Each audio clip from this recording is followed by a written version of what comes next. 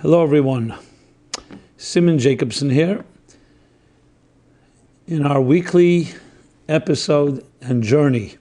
I think journey is the best way to express it. I personally feel that all these years that I've been teaching this weekly class, not a class which somewhat sounds like a classification in a box, but rather a journey. It's been a journey for me, hopefully a journey for you, for all those that have participated over these years. Because it's really been a ripple effect. Everybody participating was a friend to a friend to a friend to a friend. It's a great honor. So today we'll be speaking about how to find your personality type. How to find your personality type. But we must begin with a very important introduction. As soon as you hear personality types, we have personality tests, different characters. We always like to find out what we're like. But there's one key thing missing that needs to be addressed before we try to find out what our personality is. And that is what our personality is not. What do I mean by that? I often cite this example. When someone is asked, who are you? Most people give you their business card. But that's not who you are. That's what you do. But we easily confuse who we are with what we do. Because we're so occupied, so consumed, time-wise, energy-wise, in what we do, that often what we do becomes who we are. Our jobs, our different responsibilities, expectations of others. Now, it gets more complicated than that. The fact is, none of us are born adults. We're all born as children. And children are impressionable, vulnerable, and trusting. All beautiful qualities when when entrusted into the right hands. So our parents are the first exposure that every child is exposed to. So being impressionable, we pick up their attitudes. And then we pick up attitudes from our peers, our friends, early friends, from our school, from our educators. And then there's the social influences and the cultural influence and religious influences. All the different types of influence that exist impact us. And as one of the beautiful analogies is that as children, we're like warm balls of wax, where every impression made in that warm wax hardens as the wax hardens into an adult. So by the time we are conscious enough and aware of ourselves and our identities, we've already been shaped by so many forces, for good or for bad. So when someone says, who are you? What kind of personality are you? Besides having to contend with the fact that we're now also busy at work, as I said, what we do often replaces who we are, or defines who we are, I should say. There's additional components that long before we were doing things, we were being shaped by forces and influences around us. So then when you ask yourself the question, who am I?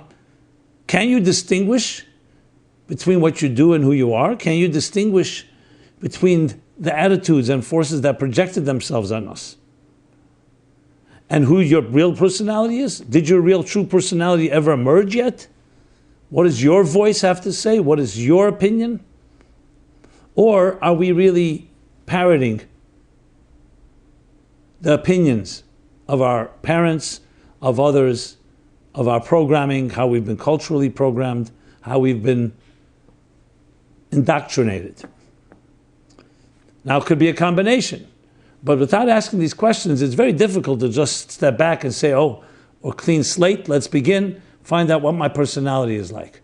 That doesn't mean you can't find out, but I think it's critical to first address this so-called fog, these prejudices, these biases and subjectivity that cloud our ability to truly objectively identify our pristine, pure, inherent personalities. That's why it's vital to begin there. Because once you're aware, you can then say, okay, let me take that into account and try to identify my personality as is separated from my parents, from my peers, from society, from the different various influences, and the demands and expectations and jobs and the things we do. And if you're able to separate those two, it's a great beginning. And then we can address the personality.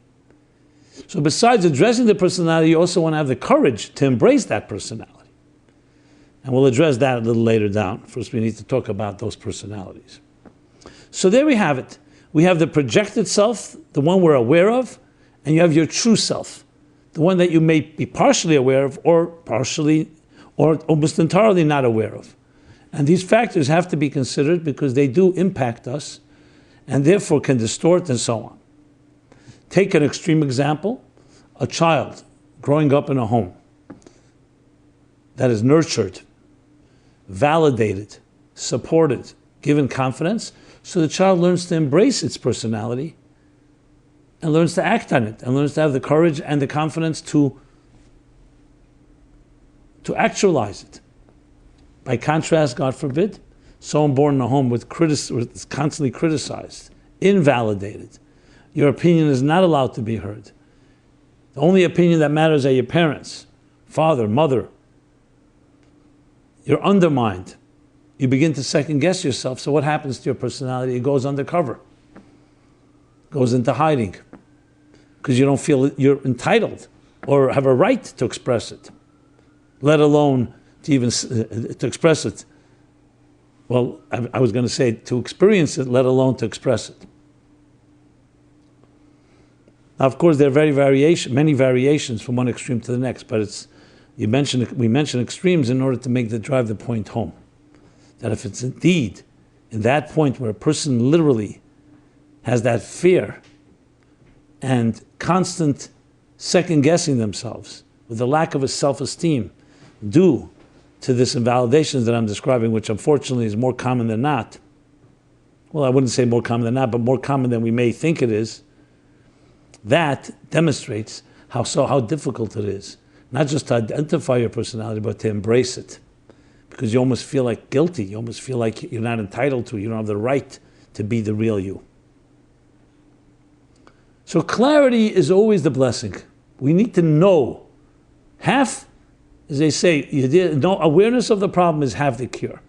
If you don't have awareness, then everything I mentioned till now just becomes one confusing snowball effect where you can't define what are my strengths, what am I independent of those around me. Have I ever really found the boundaries of my own voice, even if I love my parents and I love my peers and love my influences, but knowing where I am, where I begin, where they end, all these boundary issues and so many other factors don't allow us to proceed. So then what happens is, with all good intentions, you embark on a journey to find yourself, but you have so many other voices telling you, this is you. No, that's not you. And you may even find out at some point that the things that your greatest strengths are, you were told that's not you shouldn't be doing that. I've seen this time and again.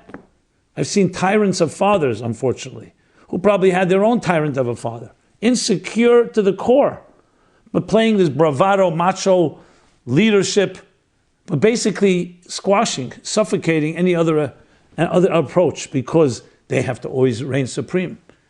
And educating and training their wives, and the mothers and the children. This is God. So you can imagine children trembling before God, quote unquote. A person who's completely flawed,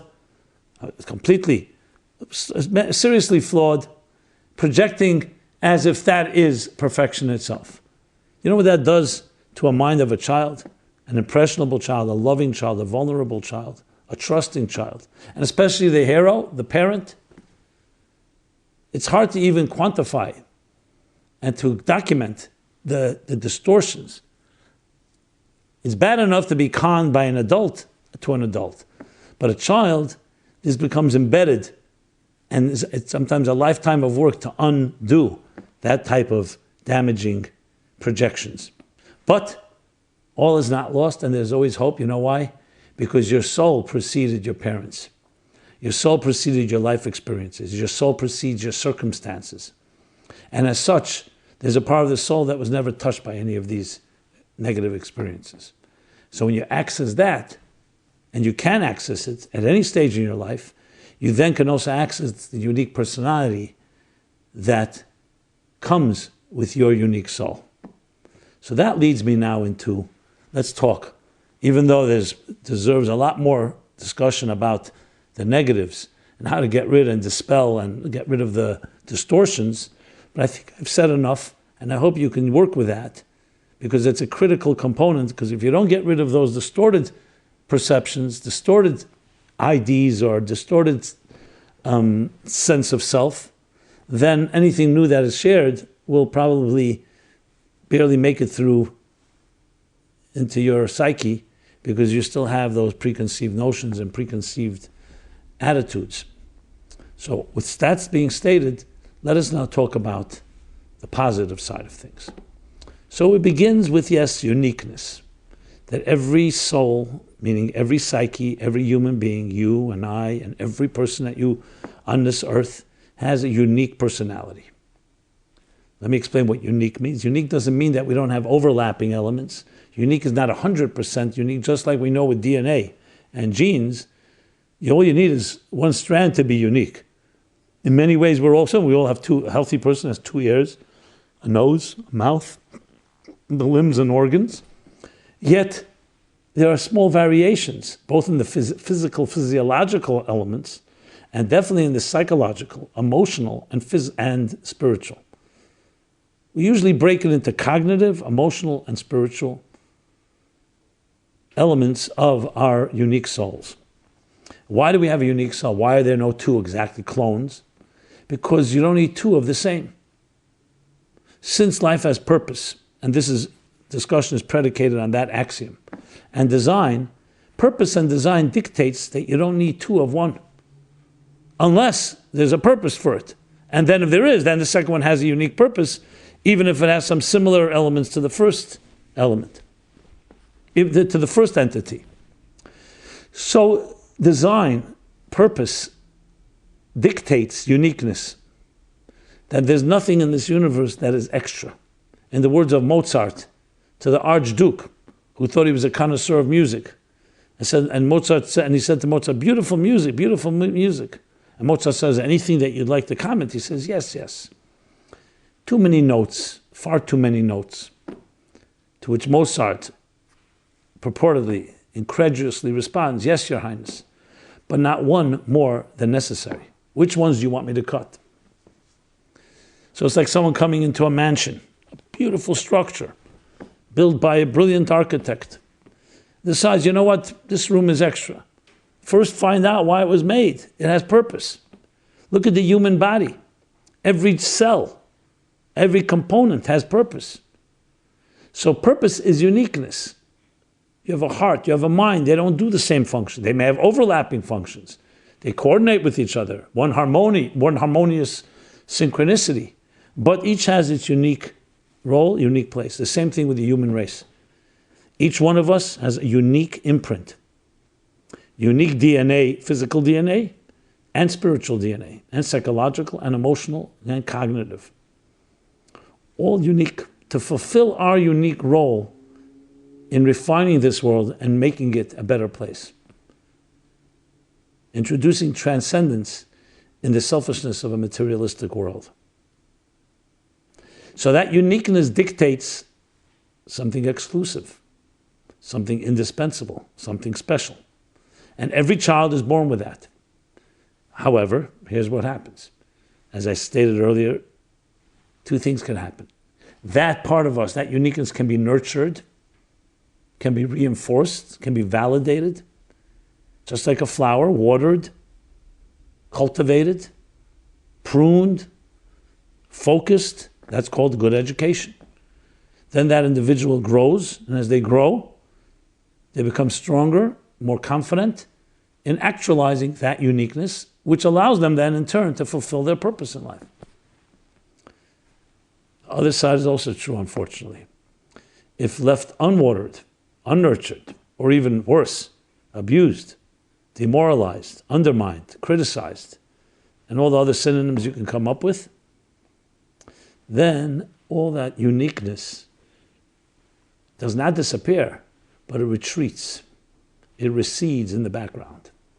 And what emerges is a personality that whoever's distorting through their projections, they're creating a false personality. I can't say it's entirely false, but it's one to please, to make sure that the adults or the others that are pressuring you are happy, to replicate them, to validate them, to make them feel that they're always right. And what happens with your uniqueness, it recedes in the background, goes undercover, underground.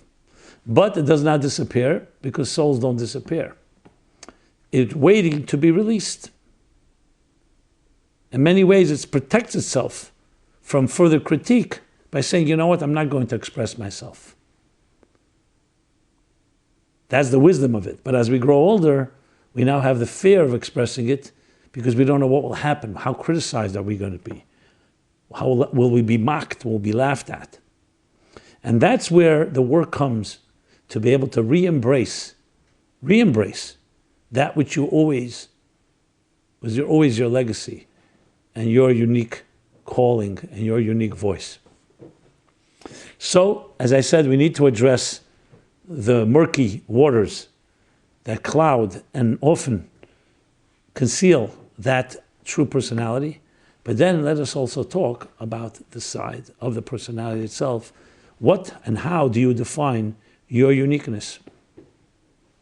So there are many ways to do this. You find today there are personality tests, some better than others. You have different types of analysis, how to quantify a person. There's the number systems, answering different questions, and therefore and thus so-called exposing or identifying strengths, weaknesses, inclinations, predispositions. And that, there's no question, some of them are very helpful to actually identify what we are made of, what makes us tick, and how unique we are. Sometimes in our jobs, I say sometimes because most people, statistics show, have jobs that they don't even like, that don't express who they really are. But there was no choice, they need to make a living. They sometimes even have degrees and are really good at one thing, but there was no opportunity. So they took the job, they came their way. Some really hate their jobs.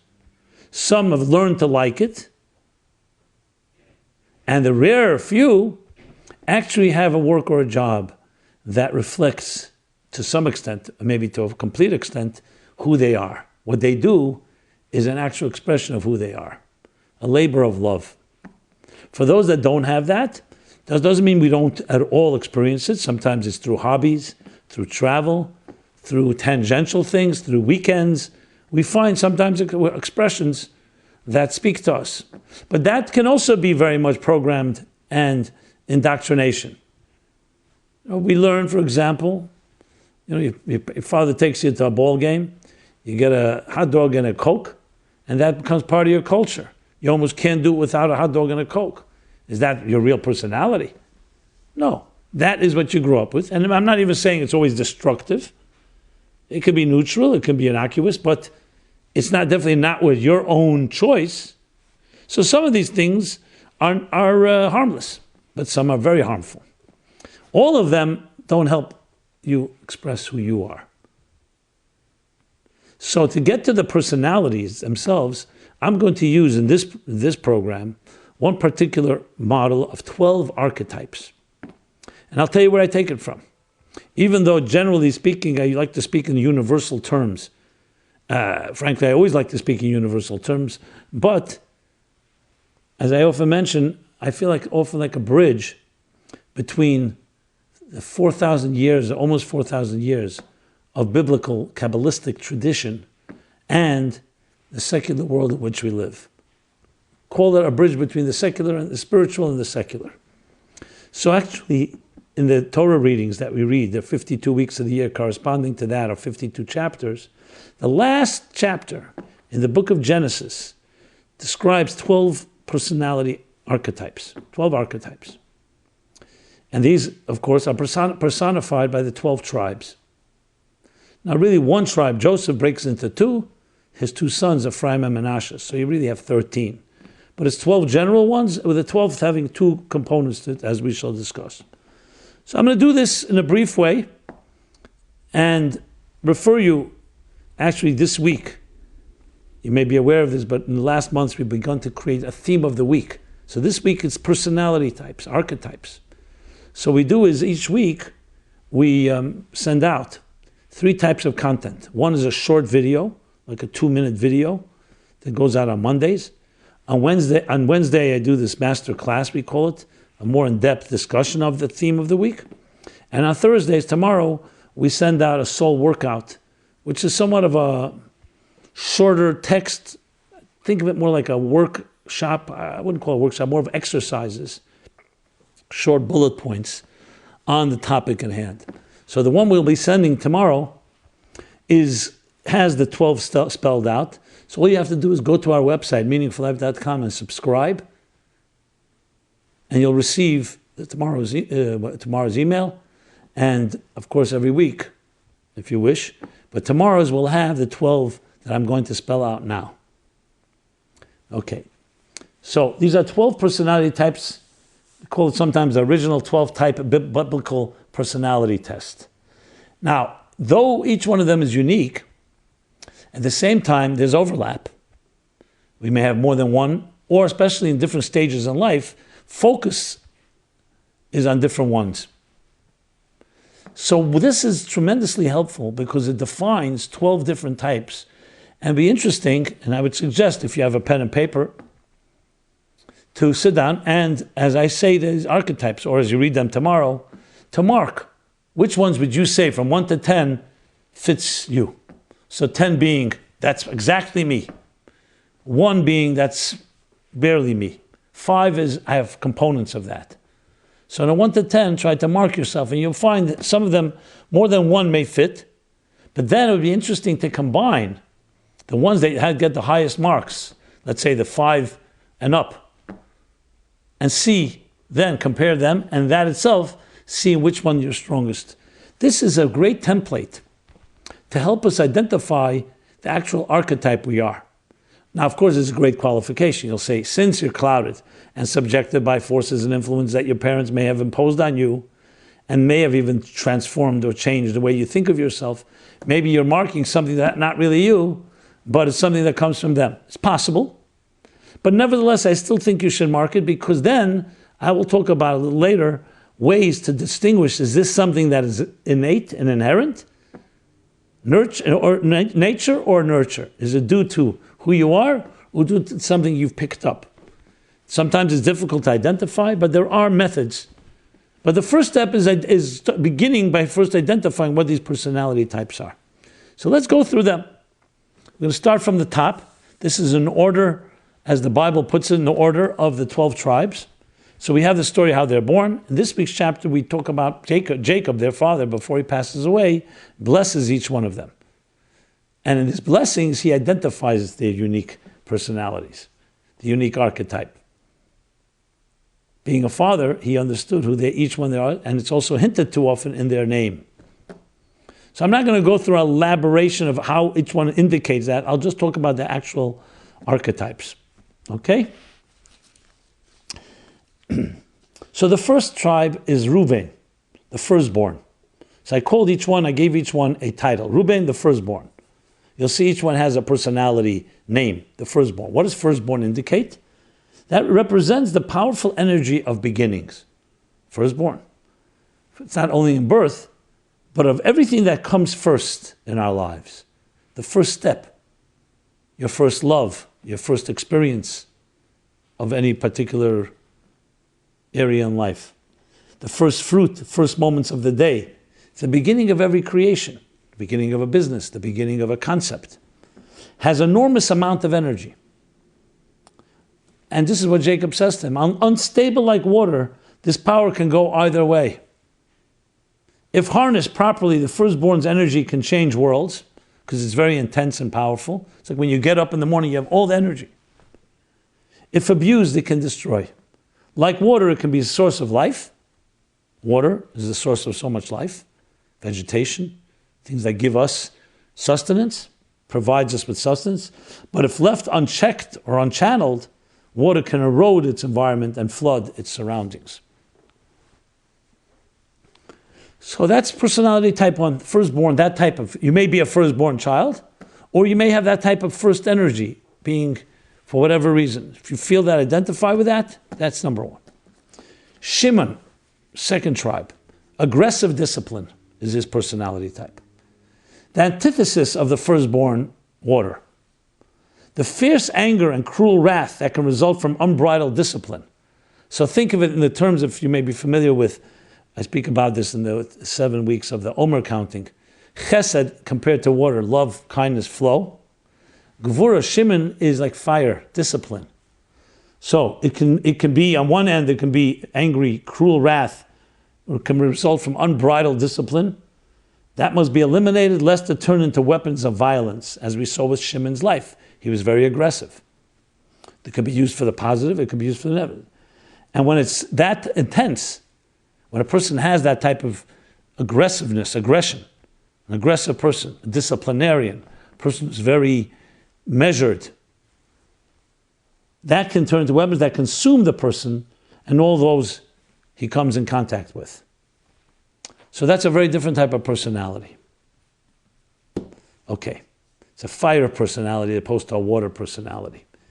The firstborn. Number 3, Levi. The word Levi comes from the word joining together. Connecting. So he's the joiner, the joiner.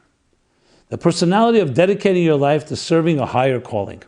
Because that's what you're joining. You're joining your life here to something higher. And that's why Levi was blessed with service, to serve in the temple. The Kohanim, the priests, and the Levites come from the tribe of Levi. The personality of dedicating your life to serving a higher calling, of freeing yourself from the bonds of material survival, and attaching yourself to a higher cause. That's Levi. Number 4, Judah, the selfless leader. The path of the leader is the path of selflessness and acknowledgement. That's what the word Judah, Yehuda, means, to acknowledge. Moda ani, I acknowledge. Modim, sometimes I yield. The most vital ingredient in true leadership. Now this is interesting. Many people think leadership requires aggression. Leadership requires dominance, ambition. But the true leadership by example, leadership that inspires others, is a deep humility. That's not about you. And that's what Judah is, the true leader, the selfless leader. Next, number 5. Dan, the judge. The steward of law and order. Objective justice is the heart of any civilization. Now, that's why the word Dan comes from the word dayan, which is a judge, or din, judgment, or law and order. Shimon, even though I said it's gvura, it's aggression, but it's more the aggressive person. Happens also to be aggression is part of being a disciplinarian. But a judge is a different thing altogether. A judge is really actually a steward. He stands above his personal prejudices, stands in judgment, is able to discern in an objective way what is right and what is wrong. Okay, some people, personality fits that. Next, number 6.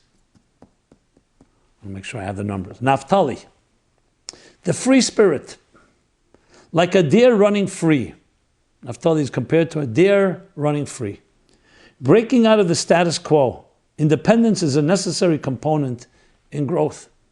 I spoke before about finding your voice, independence, individuality. Yet this free spiritedness must always take care to deliver, quote unquote, words of beauty. So that's what Jacob says. It's like a deer running free to deliver words of beauty. Because free-spiritedness can also become very selfish. And you want it to be focused, you want it to serve. In this case, to deliver words of beauty, a deer that's running swiftly to deliver words of beauty. Next, that's the free spirit. Number 7, God, the warrior. The warrior. Expanding on the justice of the judge, because God and done are like, relate to each other. Expanding on the justice of the judge, the warrior is ready to fight for his beliefs. So a judge rules, but then you need the law enforcer, so to speak, the one that fights for those beliefs, that enforces it. The warrior is necessary to both defend our cherished values and to protect our freedoms. Okay. The warrior. Next, 8. Asher, the abundant one.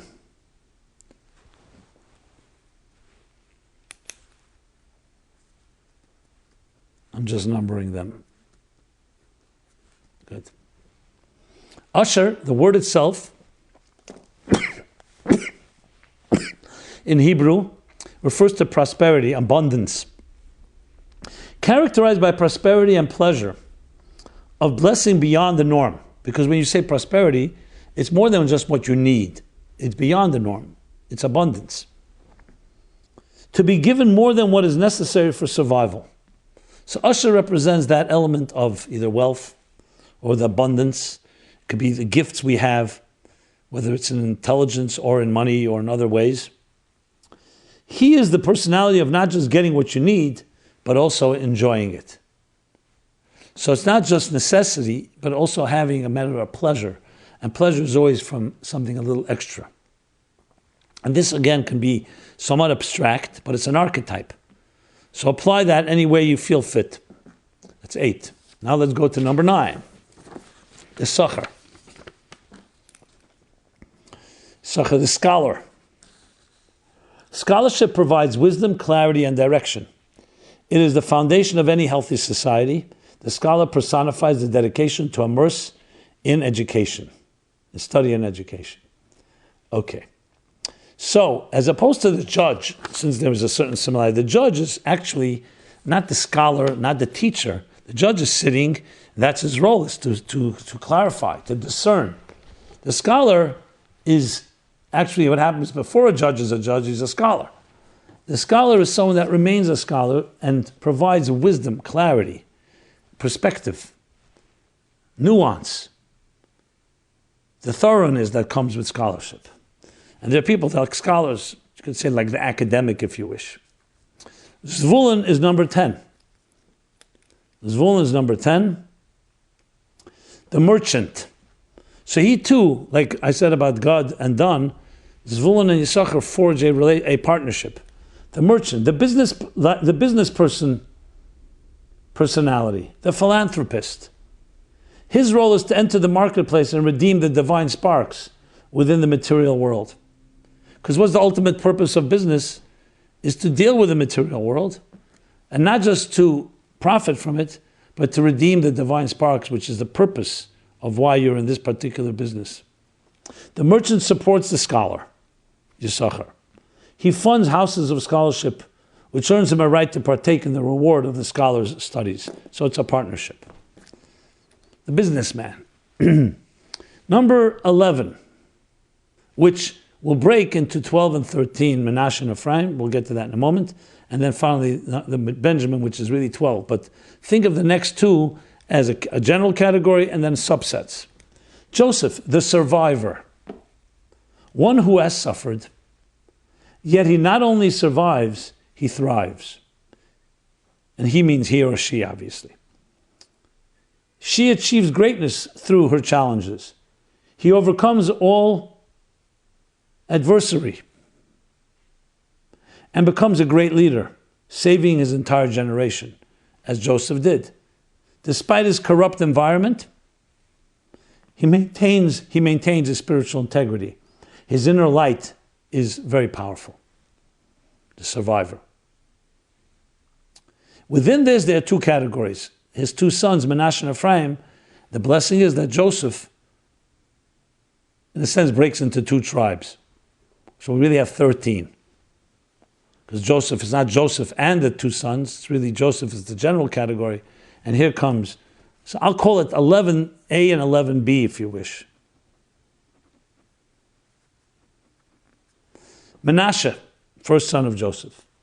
The freedom fighter represents the ability to not succumb to the constraints that want to make you forget your spiritual roots. Menashe was a reminder. He remembered. He remains connected regardless of the challenges and courageously fights to defend his values. So he has an element of the survivor of Joseph, but what element? The ability not to succumb, to remember, remain connected, and courageously fight for these values. Ephraim, the second son, 11b, is the transformer. More than just fighting and maintaining his presence, is not enough to just survive in an alien environment, but to thrive. So Ephraim comes from Ifrani, meaning to thrive, to blossom. The transformer is the power to transform the difficulties into divine power. So it's not just standing your ground and protecting your turf, which is the freedom fighter, but it is the ability to transform your environment, to transform challenges, liabilities into assets. And finally, number 12, Benjamin, the hungry one. He is hungry for the divine sparks in all of existence. That's why Jacob compares him to a wolf. A wolf, which can be a negative term, but also a wolf is someone that rips into the food. So he says he's hungry for the divine sparks in all of existence. He recognizes that his mission is to passionately seek out the divine energy embedded in matter. Devour it, consume, and elevate it. So this is the individual who's hungry, who's very, in a sense, passionate because of his hunger, but instead of turning it into something negative, turns it into something positive by consuming everything that comes his way and turning it into fuel, divine fuel. Simply put, you're physically hungry, take the food, focus that the energy goes toward good deeds. Everything you do is you immerse yourself in order to transform it to elevate, devour and elevate the divine sparks. So there you have 12, I would say 12 with one of them breaking into two, 11A, 11B, personality types. Now mark them when you have a chance, when you have some time, or maybe you've already done so. And interesting to see which ones most stand out in your life. Now, bear in mind, as I mentioned earlier, it could be in stages in your life. Sometimes, certain times in our lives, we were in one state, and then we go into another state. So fine, state that as well, so you'll have a picture. Now comes the big question. How much of this is inherent personality, and how much of this have we been shaped into this by someone else? Now, mind, I would add, even if you've been shaped by someone else, if it's working in a positive way, it's a gift. Just as parents can mess us up, they can also help us. They can help direct, they can help focus, they can help bring out some latent strength that we may not be aware of. So it's not always the negative that I mentioned earlier. So that's a general statement. But then there are ways to distinguish between your natural gravitation and that which so-called has been imposed. So first of all, there are things, no matter how much have been imposed upon you, you continuously resist. You find this for people, for example, at work. They're asked to do a job, and they'll do it because there's no one else to do it, or the boss is very insistent, or whatever it may be. But after a while, it becomes apparent, you're not good at this. And you tell your boss, I'm not doing it good. Well, someone's going to have to redo it. That's usually a sign that as much as people have tried to impose and you're trying to please them, it's not your thing. That's one way to know. Where you continuously feel resistance or you feel inadequacy, not out of lack of confidence. It's just not your thing. Some people, for example, are very good with their hands. Some are not.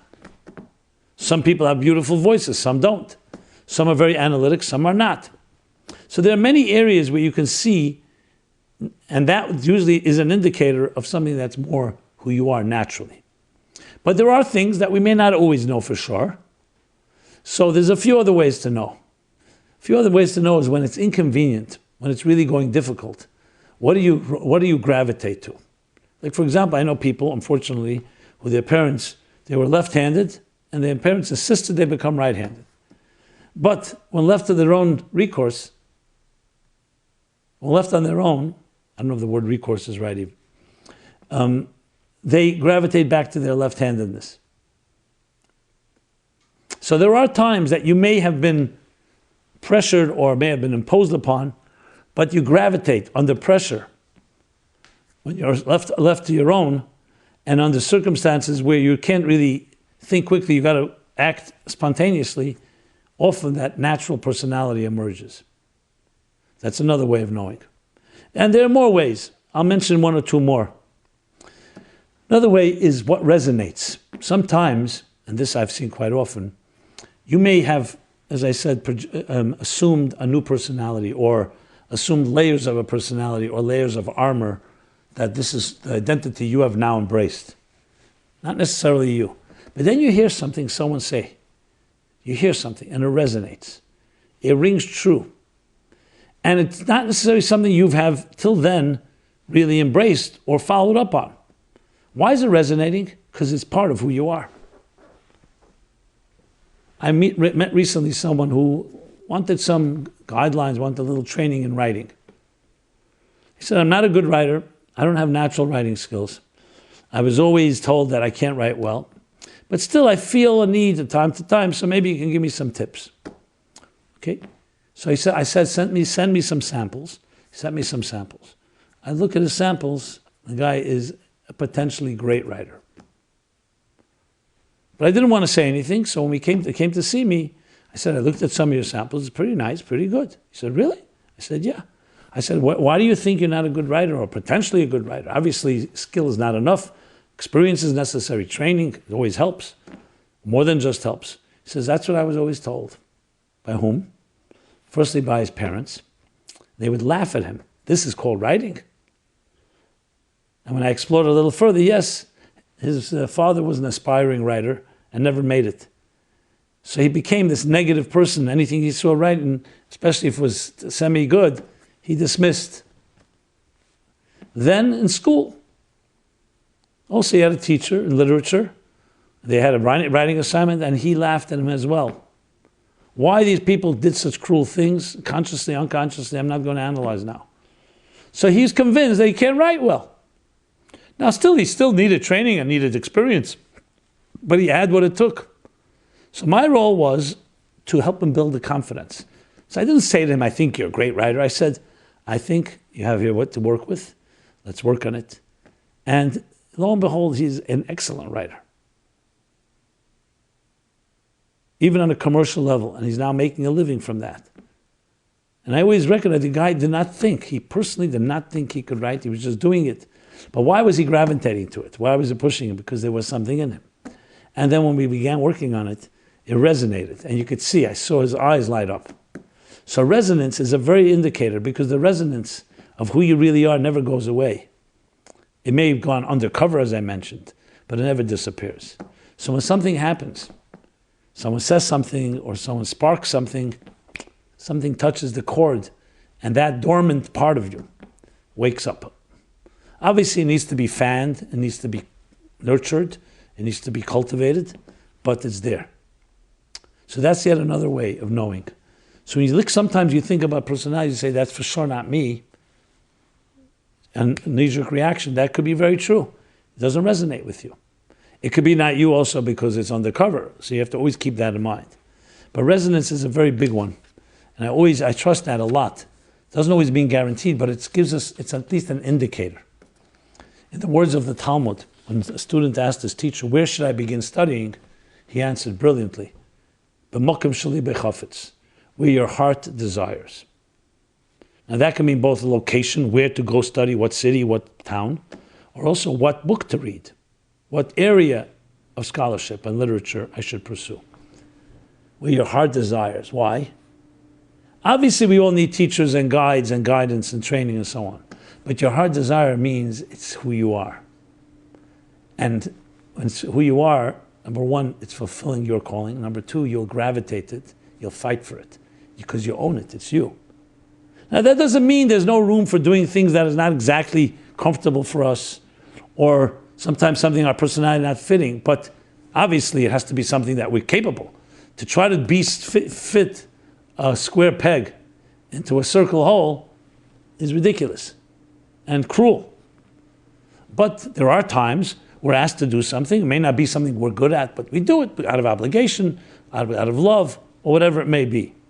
But when we talk about real success, real excellence, how much more can we achieve when it's something what your heart desires? Which means your heart gravitates to it. And it may be something that for years you never did, or you were told not to do, or you were actually punished if you did it. And then you become like a fish in water because of the resonance. So my friends, So we have these personality types. It's not black and white, as I said. Begin by identifying and recognize as well all the time that you may be somebody who you think you're not.